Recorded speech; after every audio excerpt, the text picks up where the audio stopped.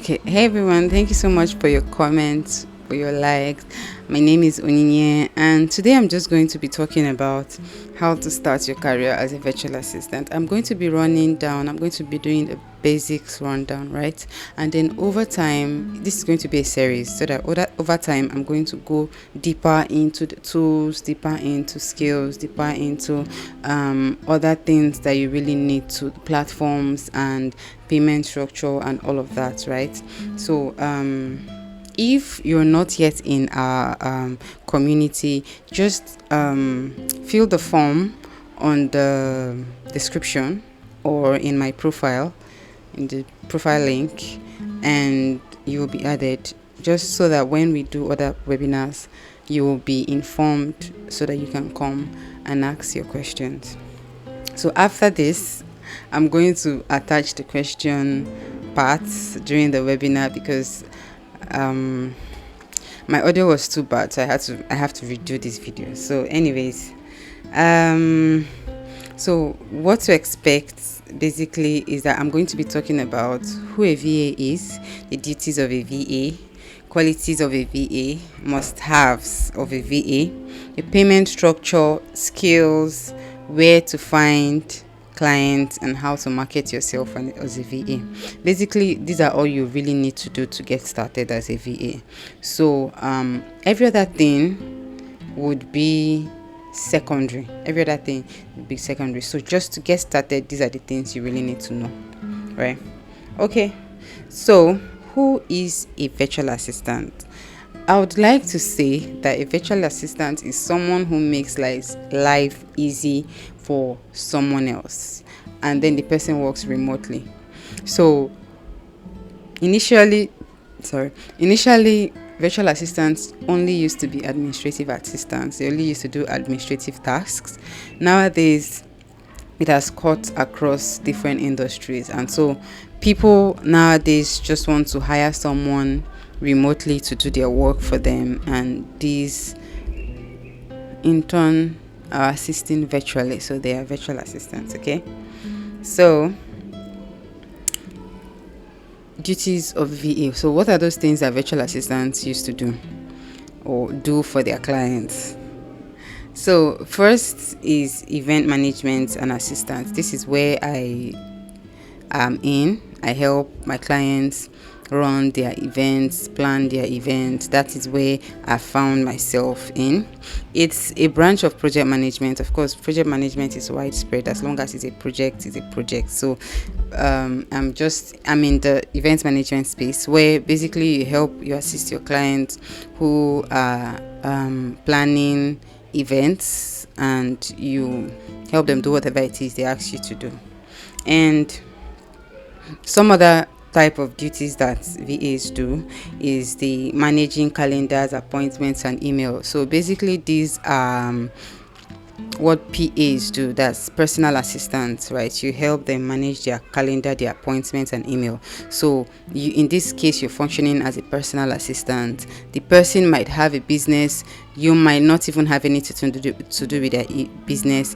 They just want you to manage their emails, tell them what's going, what's up, respond to the emails, tell them who they have scheduled, or help them schedule appointments, and all of those kind of things. So that's basically on the personal assistant side of things. The other part is the preparing reports. Now, reports definitely has to do with business. So in this case, you're an executive assistant. So at this point, you're helping people with their business. That's the executive assistant. So they might give you a whole lot of things and tell you to please write a report, right? Or they will tell you to research something. But then in this case, it's relating to their business. It cuts across any area of their business, right? So those are that. So there are other personal tasks like booking hotels and some other research, right, that you can do for them personally. And at this point, so it might either be personal assistant related or executive assistant related. So most times all these things are interrelated depending on your job description. Everything is depending on your job description.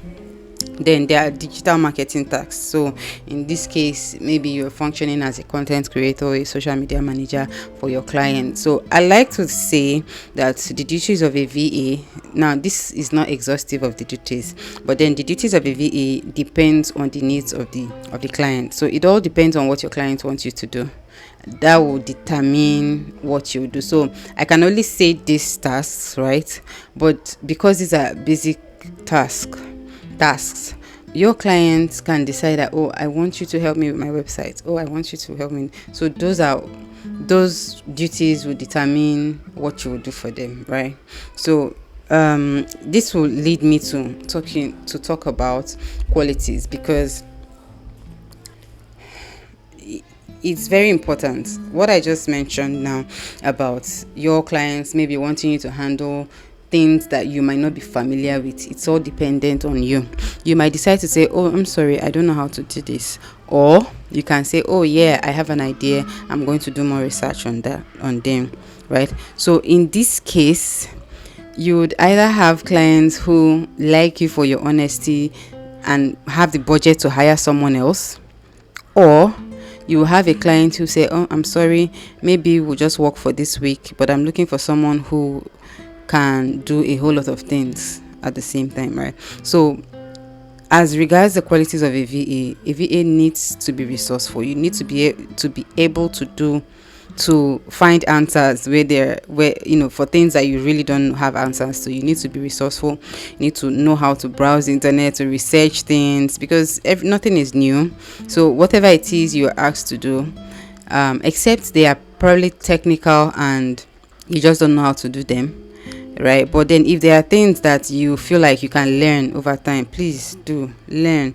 And with that, you're increasing your skills, you're increasing your technical skills or your hard skills. So you don't want to be that VA who only knows how to do one thing, right? Most clients are looking for people who are versatile, right? Okay, so the next thing apart from being resourceful is that you need to be detail oriented. Being detail oriented is very, very important when it comes to being a VA. You don't want to be that person who doesn't take note of things every time they are telling someone something and your mind is not there. So they're asking you, oh, what's your input, and you want them to start from the beginning again to ask you. Or you're sending out an email that a boss had written and you didn't cross check it to make sure there are no mistakes, even though you are not the one that wrote the email. So you want to be detail oriented. You want to notice stuff. You don't want things to just go past you and then people are wondering why they have you, when they're just wondering, why do I now have you when I have to cross check everything myself, right? So you also need to be an excellent communicator. This, I would say, is one of the top qualities you need to have. You need to be an excellent communicator. Now, what I mean by being an excellent communicator has nothing to do with your ability to speak English. Yeah, you need to have like basic or intermediate English skills depending on who you're talking to. But I mean your ability to reach out to your clients. Now, if you've checked my previous video, you hear me talk about the different types of clients that you probably have. Now, I've mentioned in that video that there are some clients who know what they are doing, and those clients have you on a schedule. They have a project timeline.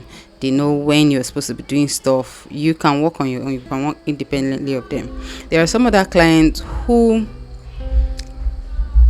are winging it. Let me just put it that way. They don't have a timeline. They don't have a schedule. They're just winging it.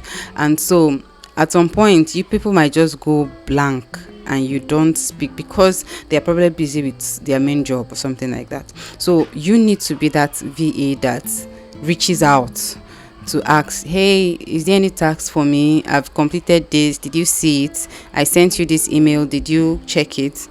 Blah blah blah blah blah, just to keep the conversation going, just so that they don't feel like, oh, I just feel like I need to so that they don't feel like you're a burden, in the sense that they have to be the one always reaching out to you, blah blah blah. But then if you're proactive, if you're the one coming up to them, then they feel like, oh yeah, I like her, or I like him.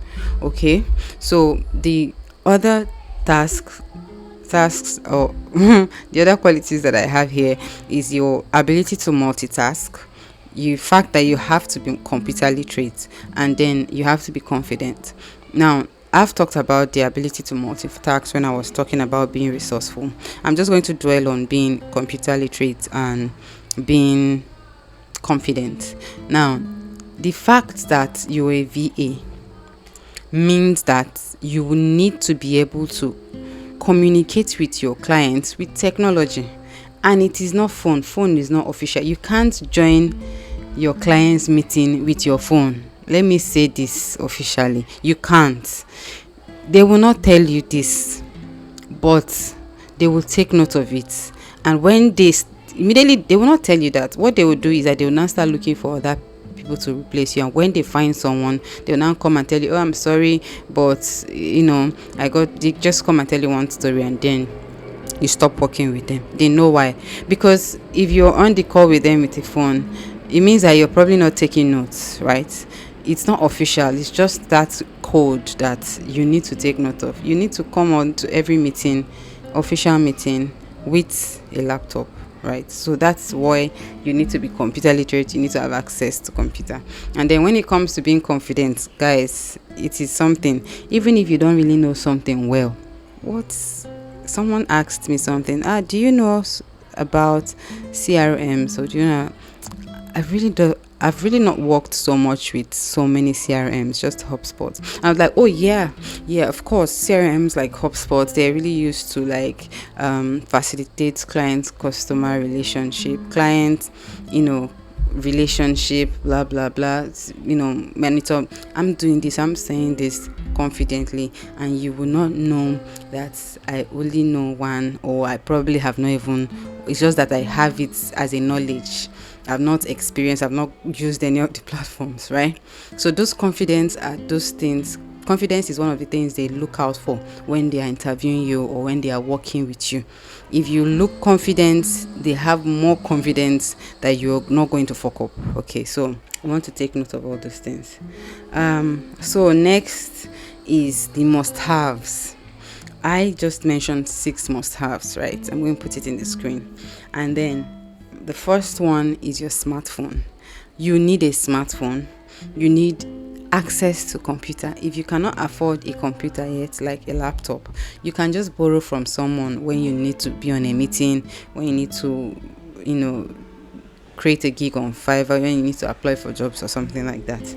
You also need access to good internet. I'm not going to lie, this internet thing has fucked. There was a client that I was supposed to do work for. The first meeting, my internet froze, and my luck, it's not luck, but my luck that first meeting was that I was just joining to hear the conversation. They did not ask me anything. She did not ask me anything because she was talking, and I was just nodding and saying it. So, but I froze because I noticed that when I'd unmute my mic to talk, she didn't hear me because she skipped. She's still talking, right? So, but then when it's now time for her to talk to me, I can now unmute, and then the network will now allow me to talk, right? So I skipped that the first time. The second time, because there was this stakeholder meeting that we were supposed to have, and so she needed to catch me up. And so the second time, I was now meeting with the other team members before the main event, right? Main thing that I was supposed to do. I was meeting with the other team members, and everybody is like giving you an update on if there's anything you need for your job for that main thing. Kiniko. When it was my time, she realized that I was frozen, and then I think she was not even seeing my video. Kiniko. There and then she just said, "Oh, okay, I will get back to you." She said it politely. "Oh, I'll get back to you." And then let me not say till today, she hasn't gotten back to me, because I reached out to her. She was like, "Oh, you know what? I'm going to find something else that you can do for us." That was how network fucked me up. Telling you. So it's a serious thing. I'm not even going to talk about the NEPA part. That one only happened to me once, though. I was in it was a first meeting, kind of interview meeting with a client. Again, I told you I'm into events, so were planning for this event, and it was just the first to know if I can join their team, right? And so, and as regards, I means I need to be online, right, during the event. This meeting was right around 7, and so everywhere was dark, but everywhere was dark already, but my light in my room was up, right? So my bulb was the only source of light that I have. That's how we were talking in this meeting. NEPA just took like bam, hey. The guy just said, so let me even tell you that job, right? I've not done that kind of thing that they want me to do. So I was like, okay, yeah, of course I can do it. So the idea was like, after the meeting, I'll go and browse that thing. The guy just switched off. The guy was like, I'm sorry, but I'm more worried about the lights. And that's how I did not get that gig. This was years ago though. That's how I did not get that gig. No, it's not, nobody did not tell me to go and buy gen, because actually in my area in Enugu then we used to have lights, right?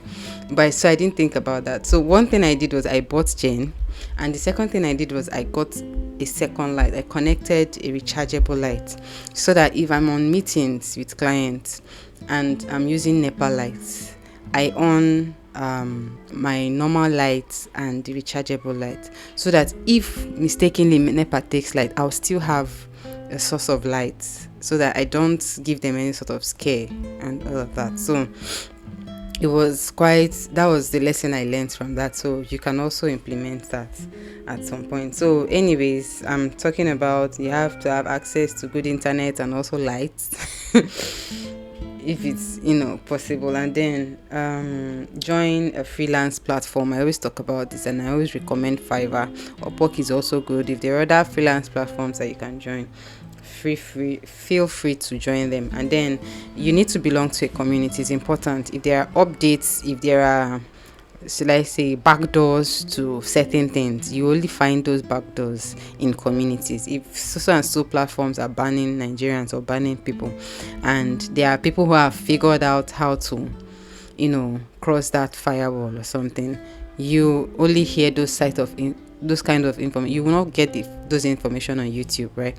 Because they don't want to put it out there, so that those platforms don't know.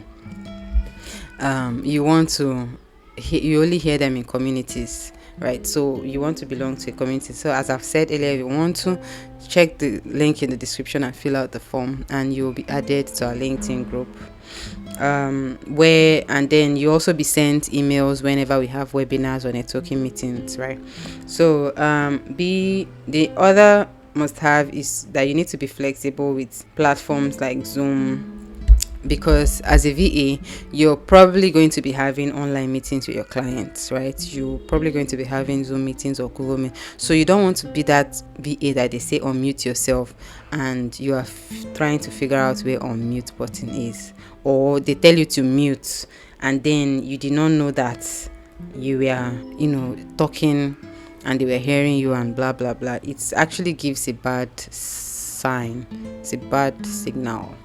So you want to avoid all those things. And if you, for example, if they're using Teams, and we're not all used to Teams, and that is Microsoft Teams, what you do is that before the meeting, you go and sign up to a Microsoft account, open Teams meeting, and figure out how it works. That's how to do all these things. It's not that difficult. So as regards skills, again, I'm going to put this on the screen.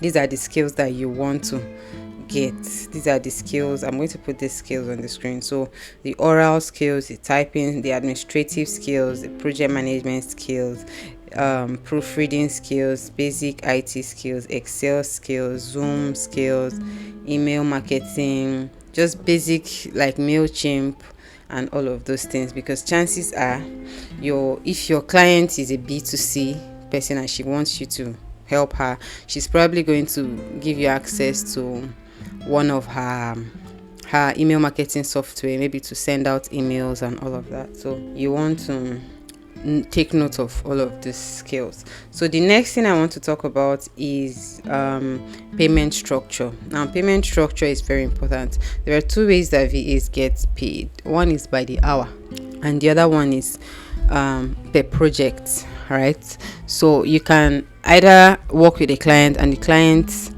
maybe if the project is not much, they can tell you, okay, if the project is going to take long, like if it's not a project, so to speak, maybe you're assisting them with their business. They need you to assist them with their business and all of the things that they're going to be doing in their business. They can say, okay, they really need you for 6 months or something, or even longer, and so they are willing to pay you $5 an hour, and they want you to be working 10 hours a week, something like that. And you know that, okay, what it means is that if I'm working with this client for 6 months, I'm going to be earning $50 a week, $200 a month, and at the end of 6 months, this is how much I'm supposed to make with this client, right? So you can weigh your availability, weigh your other options, and decide, see if $5 is okay for you.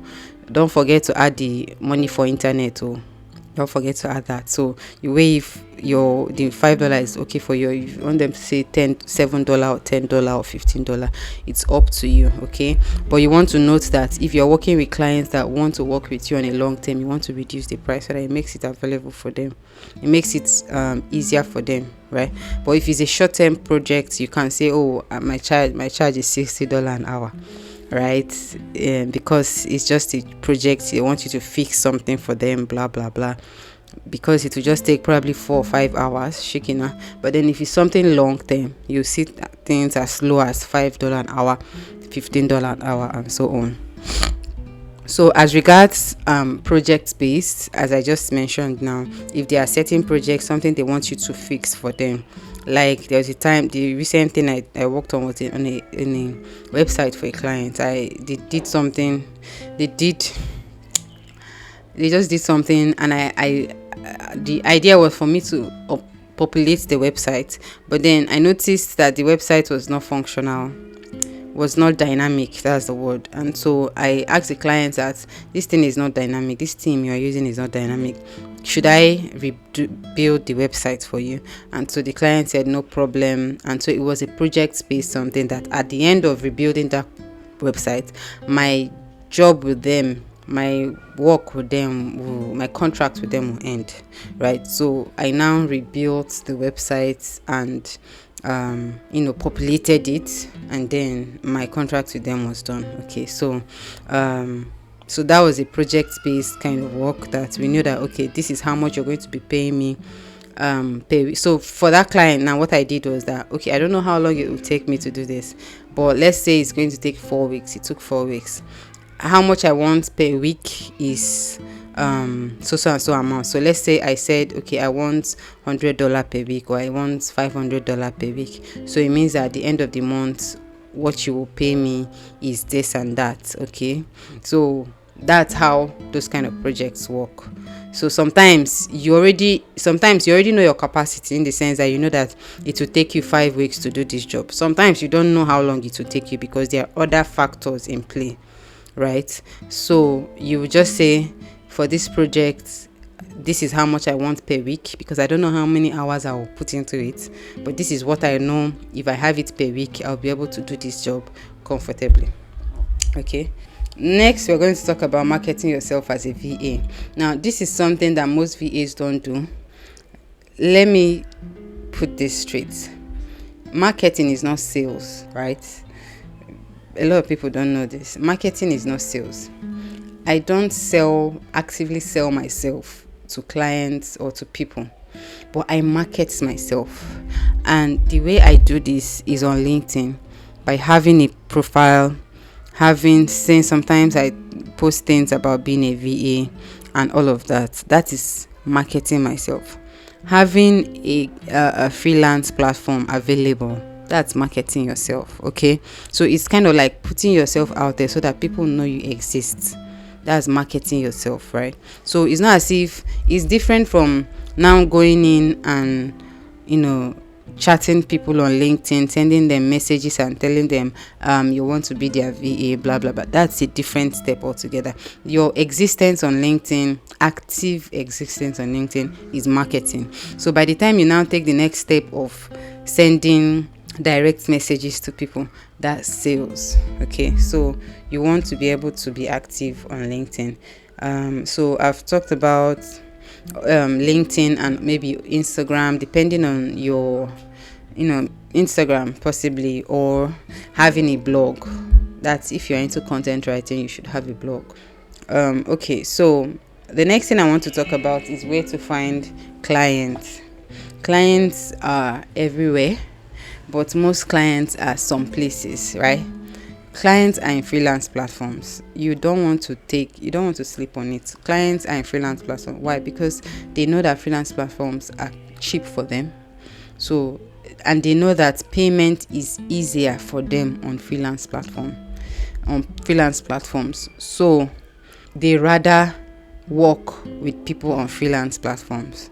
Most of the clients that when I started, some of my clients that I got through freelance platforms referred me to other people. And the problem I had with the other people is the receiving payments.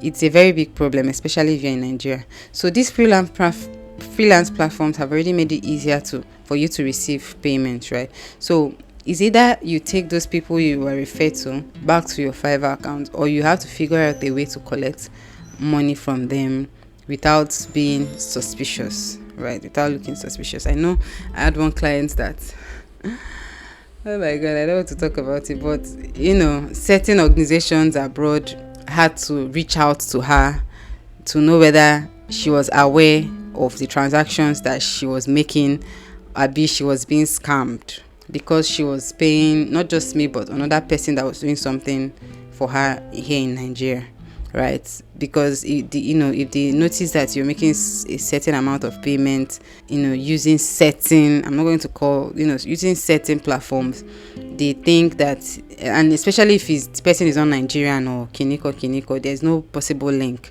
They flag those payments and they cross check to make sure it's not scam. Do you get? So I had two clients who will tell me that, the DOJ contacted them for this reason. So you want to take people through these freelance platforms, because it's quite straightforward for them. Okay, so clients are available on social media. Clients are available can chat you up on your website or your blog, or clients can come to you on freelance platform. But I always suggest freelance platforms, right? Because of the low barrier of entry, especially for Fiverr. So okay, so now that I've mentioned all of these things, I want you to note that it is important that you make up your mind to start immediately. Time no day. So the earlier you start, the better for you, the better for everybody, right? So don't sleep on this. Take this information up, figure out where you are in the process, and get started. Like, if you feel like, okay, you don't have the skills, the basic skills I've mentioned, go and brush yourself up. Look for free webinars or free courses that you can take. Note that it's not about the certificates. Most clients don't ask about certificates. They don't ask certificates. You need to know the skills. You need to be able to defend yourself when you're asked any question, right? Or if you're given any tasks, right? So it's not about the certificate, it's about the skill. So please take note of all of these things. And if you have any questions, you can put it in the comment section. I'm going to attach the questions for the webinar we had on this topic after this video, just so that you can take note of all these questions, right? So thank you guys, and see you next time. Bye. Okay, go ahead. Okay, thank you so much for the insightful webinar this evening. I really got a lot. It was an eye-opening session for me. Please, I have couple of questions. Okay, let me say two. Please, I want to ask, I don't know whether when you started your VA journey, whether you were juggling between 9 to 5, because I'm trying to understand how it works. Please, how do we navigate around the working 9 to 5 with a VA job for someone that still has one? That is the Okay. first question. Then the second question, please, is I don't know, like I talked to someone about this theme, this same problem of mine, or thing I'm seeing as a stumbling block. So she advised that I should get, if I'm looking for jobs to do, because I am a 9 to 5, that I should look for project-based job. So that, because if I get other jobs like administrative assistant, probably I'll be needed at the point whereby I'm still in my office and calls might be coming in and emails. I might not concentrate. So I should look for project-based job. That is the only way I can scale through. So I don't know if the person is correct or not. I would really like your input on that. And please, ma, if you can help us, because you know that things happen, trends happen. If you can help me to look into high paying virtual assistant roles that is available right now. So because of AI and everything, things keep changing. I think it will help for new VAs to form a decision on specialization. And also, someone talks about when you are starting out, it's better that you niche down. Just don't be a jack of all trade. It will help you to be paid more, and you talk to your clients, and it makes you easy for marketing, make it easier for you for marketing. So I also like to have your input on that. Thank you Okay. so much. I appreciate it. Okay. So just remind me if I don't answer any part. I think the first question was, how can you navigate it, especially when you actually have a 9 to 5? So it's not going to be that easy for you. But also know that you're not just going to get um the first thing, yes, administrative VA roles are demand time, they demand your time, in the sense that you're probably a secretary, and so you must be present in meetings. But also understand that some of your clients are not your time, right? So the one client that I had that was very demanding for me, that was demanding VA work that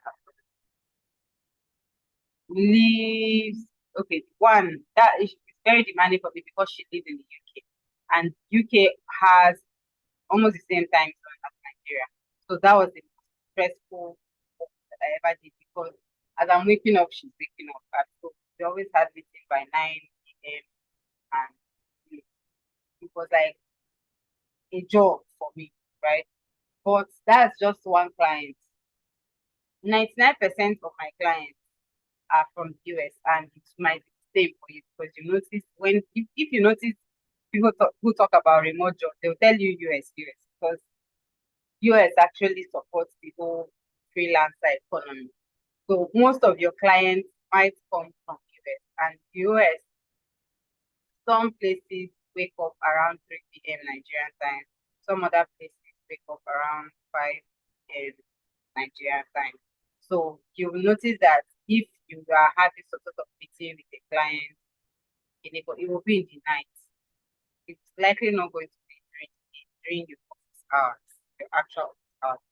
So that's number one. So number two is that you want to keep your LinkedIn down, or you want, I always say, yeah, but you want to open yourself up and see the type of roles that you get. It's when you now get roles that you can now say, no, I don't want to do that. Dishing down is correct, but um, that's when you that's when you come that you can now decide that this, like for example, when I started working, I did not intend to go into event management in Eco. I kind of stumbled into it based on demand that I saw.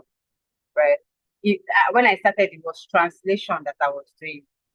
I was translating languages. It's not as if I was really good at it. That was what I was doing.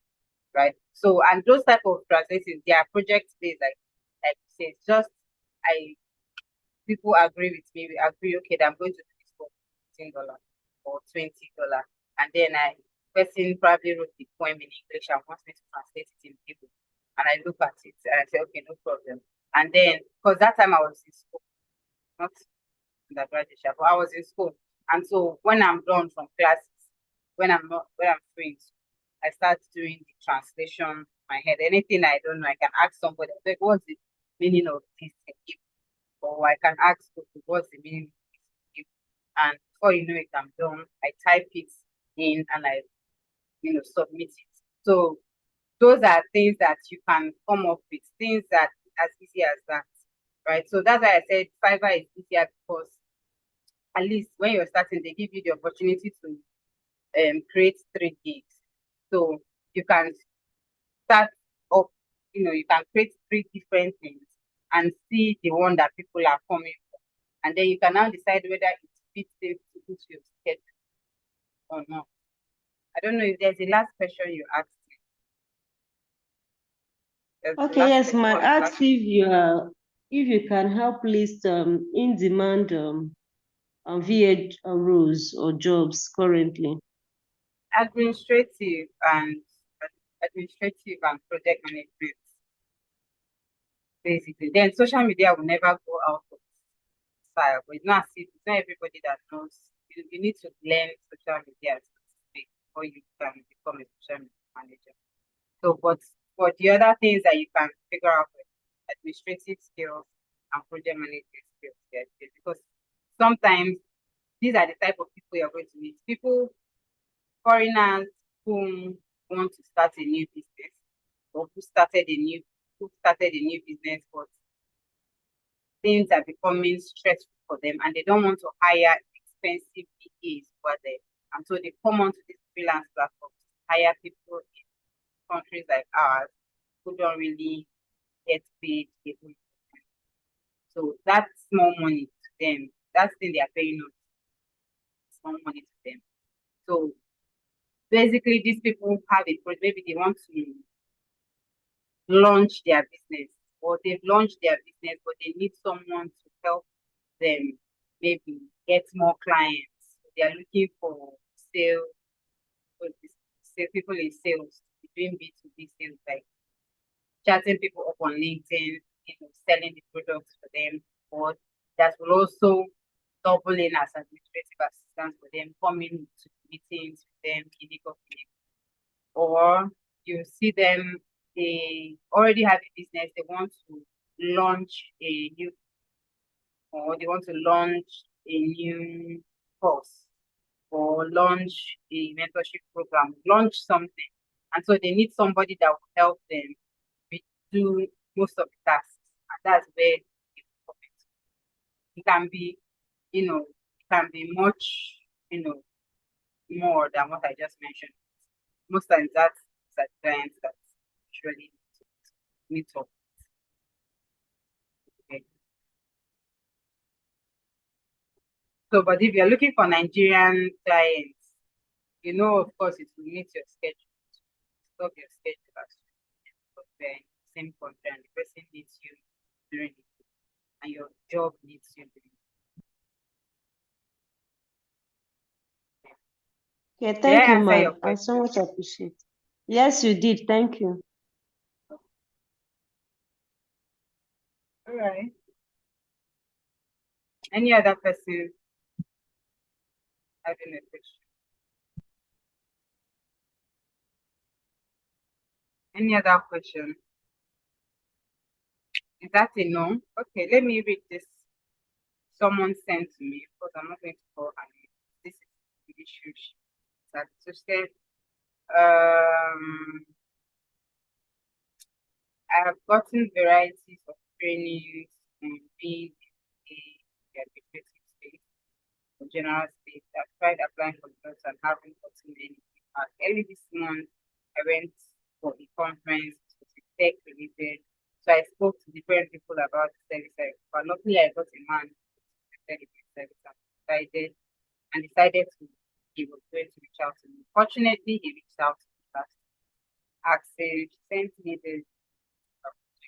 So fortunately, he reached out to me last week asking how if I was going to be available for virtual meeting in my service as a secretary, who would be in charge of the taking, minutes taking, and getting the right attendees meeting for the meeting. Honestly, okay, then I told her, wonderful to start. So what is your concern? She said, honestly, I propose didn't make it just him. He asked how much I charge. Then I asked, next is about money. So I asked further about what exactly I will be doing, right? But he has been so busy, so let me fast forward. So his concern is I don't even know what to do anymore. Let's say meeting code, and I'm still the person in charge of that service. What is required of me to deliver great results? I haven't had any real life experience, so I decided to reach out to you for advice, anything you know. So if this was you, what would you advise on that for us? So what would you advise this young and strength girl? So she got a client. Luckily, she went to a tech event in this Nigeria, and she got a client that was willing to hire her, working from home. And the person just said, "Okay, I'm going to be having a lot of virtual meetings. I just need to take notes of meeting and any other thing." What and then she's now confused as, okay, what am I going to do? That's ritual. I've gotten the job. Now I don't know what. So if this was you, what would you advise her?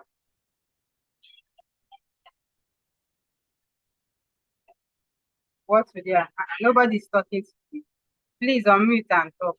Like, in life.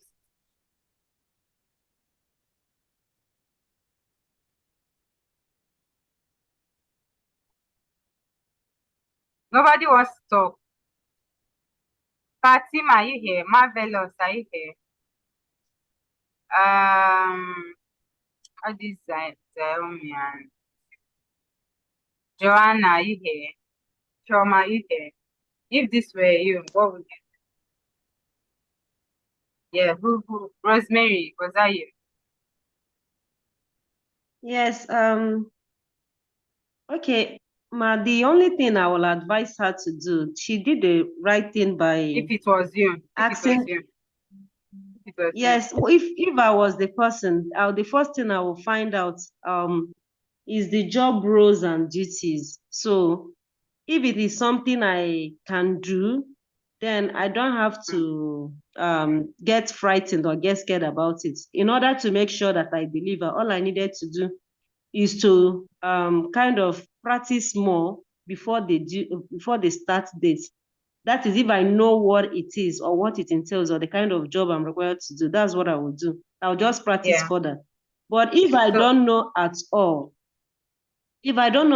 then that is when I will rush to a mentor or YouTube to save my face. So I will start learning, because just like you said, you have to be resourceful. So since that's the first client and she got it on a platter of goods, so she needs to go the extra mile by learning and it's not practicing platter so of she gold. can. She actually made an effort. It's not platter Okay, of gold. okay, yes, but she didn't send series of proposals, series of portfolio, But she series did of effort. cover letters and resume. She So did she effort. sold herself and she got that, which doesn't happen every day.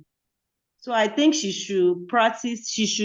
If she doesn't have an idea, go to YouTube or get a mentor that will help fast track her learning ability. But make sure to have somebody just like you said, find herself in communities, get a mentor, also find herself in communities and ask them as she's doing the work. She keep asking questions and getting direction. So she shouldn't work alone. Now it's time to get help as much as she could so she can deliver, and God's willing, referrals will come from there. Thank you. Good. Thank you very much. Any other person with any other? You actually said some of the things.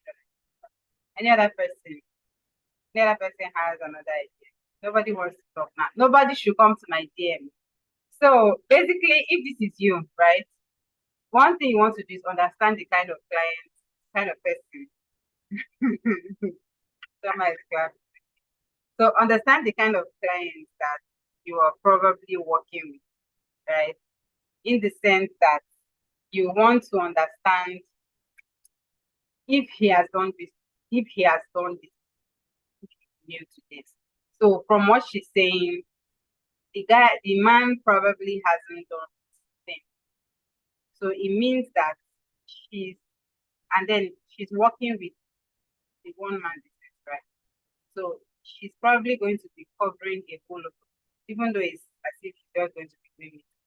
But I promise you, in the long run, she's going to be doing a lot more other things over time for this individual, right? And so the first thing you want to do is understand the kind of person you're working with. Are you working with somebody who has other employees? Are you working with just one person? So it means that if you're working with one person, you're likely going to do other things will come up, and you have to cover for those things. Working with someone who has other employees, then your job work might be streamlined, right? There are other people taking care of other things. Then the next thing is that you need to ask for your job description. It will help not just so that you know that job descriptions are wonderful, right? It just gives you an idea. Not as if it's exactly those things. You do much, or it gives you an idea of what kind of things that you be required of, such that if you look at this job description and there are things you don't know how to, for example, there are things that you're going to need that job that you don't know how to use that platform. You go and start learning it before your first, right? If you've never been on Teams before and notice that the person is going said that if you're having Teams with that is on Teams, you go and open up Microsoft and join Teams and kind of figure things out on Teams, right? And so that's like number two. Number three is if, for example, he hasn't gotten back to you job description and expects you to figure things out on your own, you want to know what company that person is, or that what the name of the company basically, and you want to research that company and what the company does. So is the company a B2B business? Is it a B2C business? Is a B2B business, you're likely going to at some point be in a meeting with him and other clients, his clients. If it's a B2C business, if the person selling a physical product or a digital product, a consultation, especially a coach, it will kind of help you understand where you might need it, because you have to put yourself in that position. It will help you understand where you might need it. The reason why you're doing all of these things is so that you be proactive, so that he will see he's not going to feel like that needs, because the thing with clients is that if they need to tell you every step of the way what they want you to do for them, it becomes exhausting. It's as if they are the ones doing it. But then if you understand the concept and where you need to do, maybe first few weeks, yes, they will tell you what to do. But over time, you already assume or you know, even if he doesn't reach out to you, you are the one telling him, have you reached out to someone? Should I reach out to someone? Should I also do this? Should I also do this? And over time, you might even get crazy because you're now at some point doing more than expected, right?